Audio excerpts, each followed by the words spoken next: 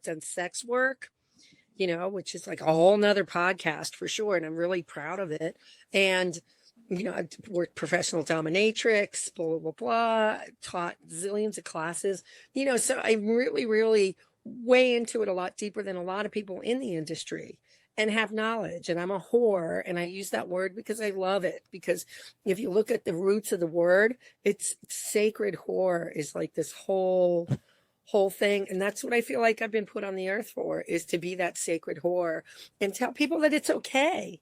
Yeah, no, language is very interesting, kind of the power you give it or the power you don't. That's interesting. I didn't know that about yourself. Look at that. Yeah. That's a little tingle, a spark. Like, I'm going to go look into a little bit more about the origin of words, right? Yeah, for sure. It's really powerful stuff. And that's what I seriously feel like I'm channeling. And a lot of people have told me that too. Like, I know I've changed lives.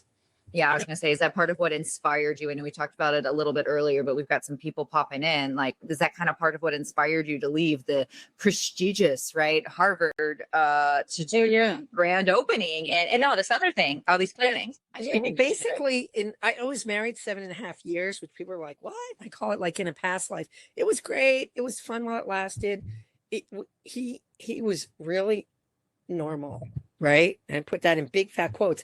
And me, I've always had an undying passion of sex and learning about sex and stuff. Like, I don't have a monogamous bone in my body, not even a cell. I can't do it. So that became kind of an issue towards the end. But anyway, so in 1987, we got divorced, 87 or whatever. In 87, I met this guy called the Smut Hound, turned me on, all the sex stuff. Public sex, porno, sex toys, just everything. And I'm like, I love this stuff.